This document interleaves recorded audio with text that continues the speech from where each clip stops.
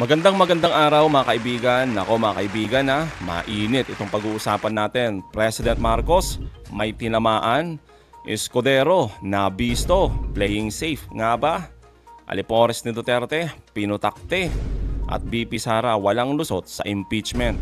Matapos ipangalandakan ni BP Sara na handang-handa na siya sa kanyang impeachment trial, abay ganun din ang mga prosecutor, lalo na ang kanilang bitbit na malalakas na ebidensya. Pero ayon sa mga alipores ni Duterte, abay kayang-kaya na lusutan ni BP Sara ito dahil pwede siyang mag-resign at mapatigil agad ang impeachment trial, bagay na hindi sinang-ayunan ng ating mga kababayan, lalo na yung mga karamihan sa atin, lalo na ang isang magaling na abogado. Yan ang pag-uusapan natin. Pero bagong lahat, pakilike po muna ating video, pakishare na din at subscribe na po kayo sa ating channel. Unahin po muna natin ito Itong sinasabi kasi nila mga kaibigan na dapat na mag-resign ng ating Pangulong Marcos.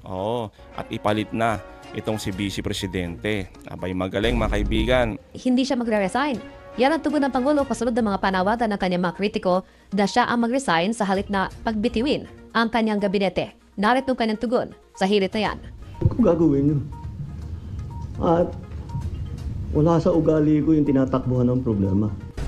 Sinabi rin ng Pangulo na nagpapatuloy ang maiting na pagsusuri sa performance sa kanyang gabinete at mga heads of agencies. Hindi naman daw kasi para pagpapapogi lang ang kanyang ginagawang cabinet revamp at mas balaliman daw ang kanyang ginagawang performance review. Samantala, kung nito sinabi ng Pangulo na may napili na siyang hepe ng Philippine National Police pero hindi pa niya inanunsyo kung sino dahil nais raw niya na personal niya muna itong sabihan. Pero ang utos niya, ito rin lang ang pagpapababa ng crime rate at paitigin ng police visibility para mapanatag ang publiko na siniligtas sa kanilang mga komunidad.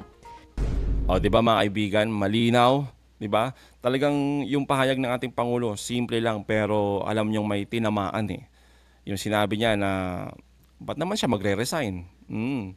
Di matik na mga kaibigan pag nag-resign ng Pangulo. Kaya nga sila yung malakas manawagan na mag-resign na ang Pangulo. Tapos itigil yung impeachment, di ba? Grabe.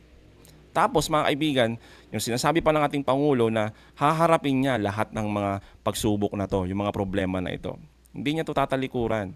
Hindi naman tulad kasi ng iba na may reklamo, may kaso, abay takbuhin sa ibang bansa. At yung iba naman ayaw magpaliwanag kung saan nila dinala yung mga pondo ng bayan, di ba mga kaibigan?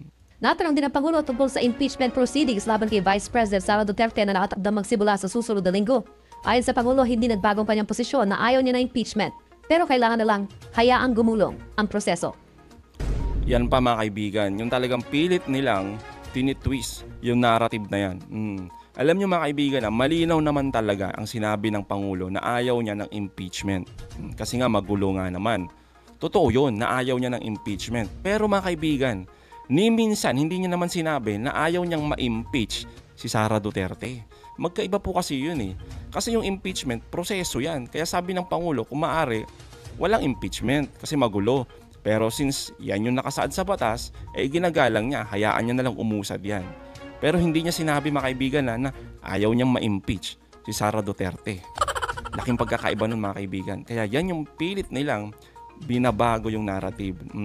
Kaya ngayon mga kaibigan, yung sinasabi ng mga alipores ni Duterte, kahit pa ituloy nyo yung impeachment trial, makakalusot itong si Sara Duterte. Hindi lang sa maugong ngayon na marami siyang kaalyado, kundi kung makita nila na malakas daw yung ebidensya sa kalagitnaan ng impeachment trial, abay matik, mag-resign na lang daw agad itong BP Sara natin. Kaya naman mga kaibigan, yan yung malaking tanong ngayon.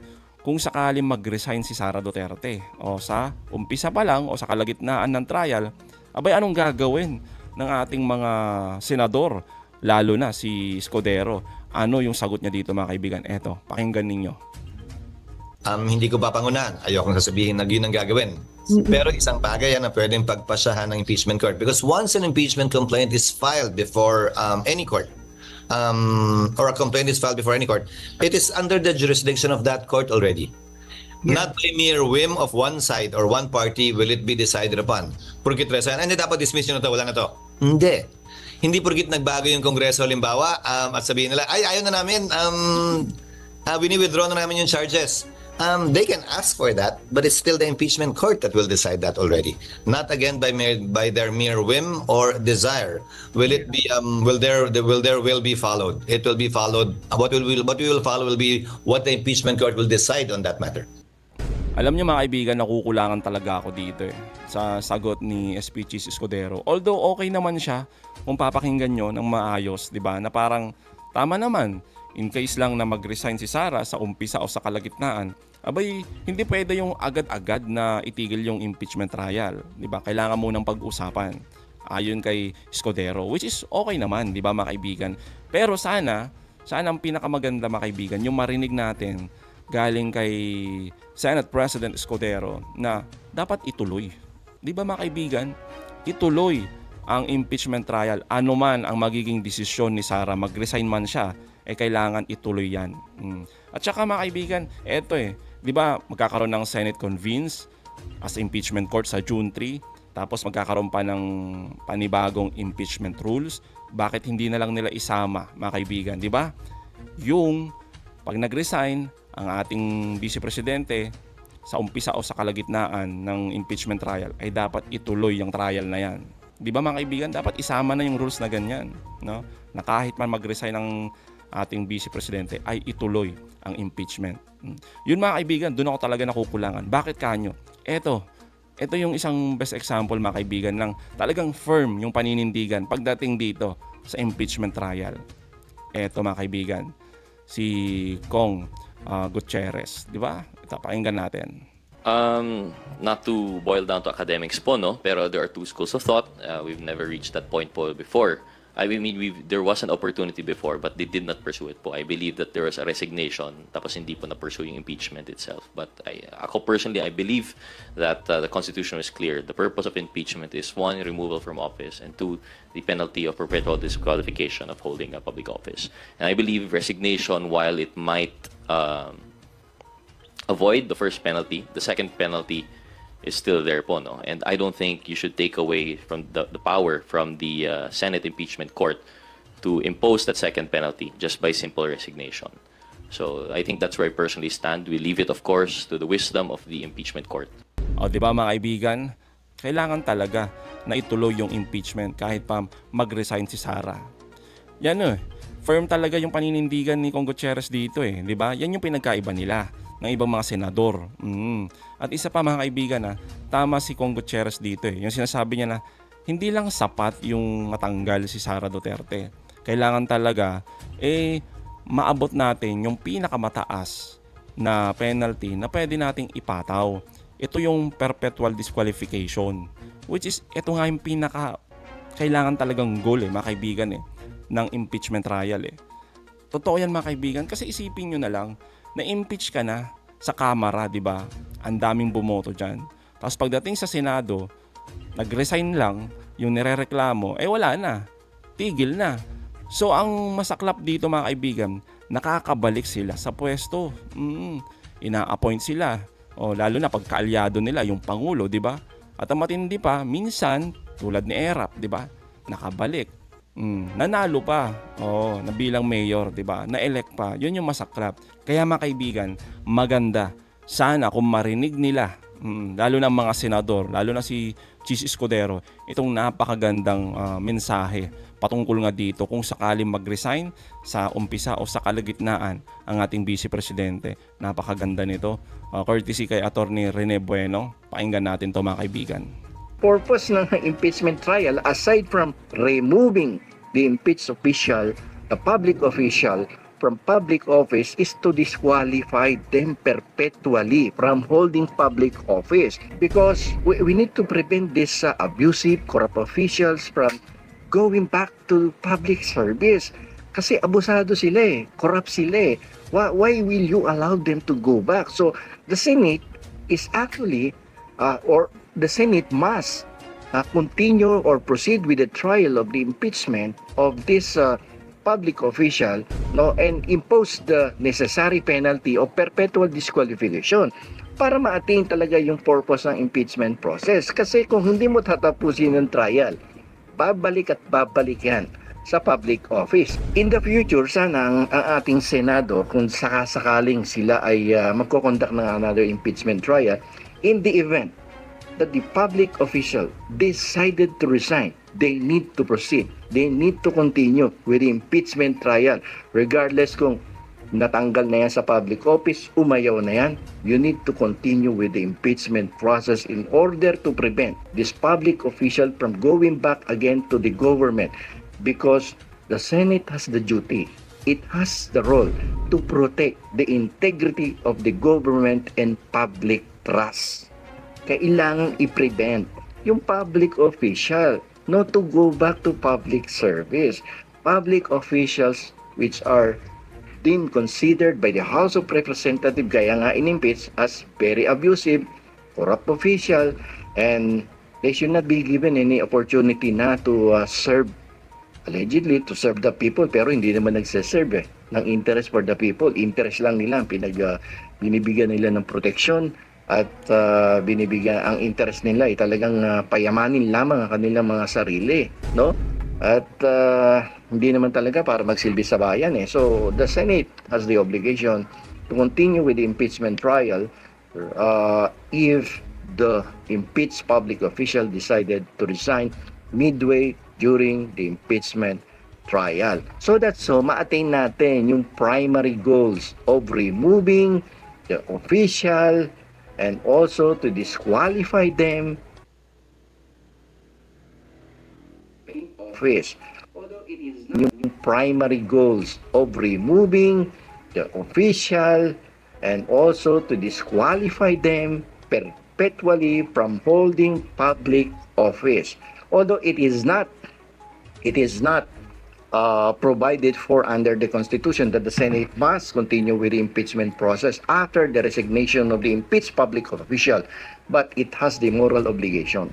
I-continue mo. So that's so, makuha mo talaga yung primary goal of disqualifying an abusive and corrupt official from holding public office in the future. Huwag nang pabalikin kasi nagkakalat lang sa ating gobyerno, and you need to protect the integrity of the government.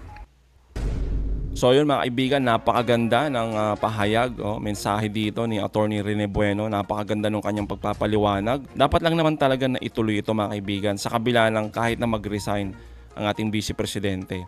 At yun lang nga mga kaibigan, yung nakakalungkot dito, na katotohanan na baka dito magtago yung mga senador natin. Kung sakali man na mag-resign ang ating Vice Presidente, hindi naman nakasulat sa batas natin na may obligasyon sila na ituloy itong impeachment trial, kasi hindi naman nakasulat sa batas natin na kailangang ituloy. Pero ang sinasabi ni attorney, abay sana man lang gumana yung kanilang moral obligation para na lang sa ating gobyerno at para sa atin yung public trust, di ba? Na kailangan ituloy ano man ang mangyari dyan. Mag-resign man Sara, ituloy para maabot natin yung pinakamataas na antas ng penalty na pwede nating ipataw. Abay kung hindi nila gagawin yan mga kaibigan, panigurado, puputaktihin itong Senado ng taong bayan. Talagang babatikusin. Speaking of pinutakte mga kaibigan, pinutakte ng batikos itong si outgoing Senador Bong Revilla. Diba? Sa ngayon kasi mga kaibigan, may plano siya na kasuhan itong mga vloggers, social media influencer, at kung sino-sino pang mga personalidad na nagpakalat daw ng ka-fake newsan laban sa kanya, na siyang dahilan kung bakit siya natalo. Pero alam niyo mga kaibigan, kaya ako gustong pag-usapan ito dahil halatang pumapabor sa mga Duterte itong ginagawa niya. Eto, pakinggan niyo mga kaibigan. Maraming nasa listahan ng mga personalidad na umano'y nagkakalat sa social media ng fake news laban kay Senador Bong Revilla.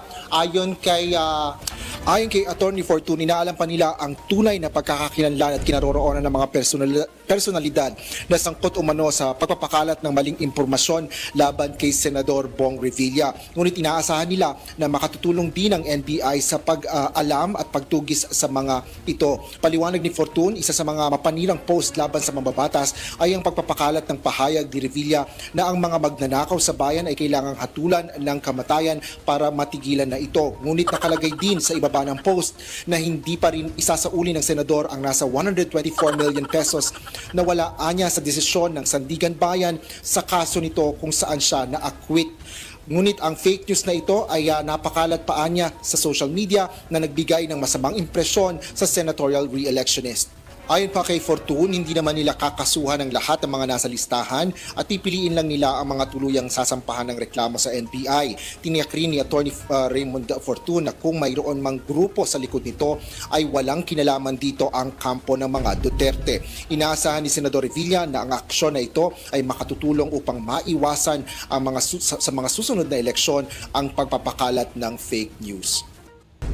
Alam nyo mga kaibigan, hindi talaga pwedeng i-single out lang dito na parang dahil lang sa mga fake news natalo ang isang senador, di ba?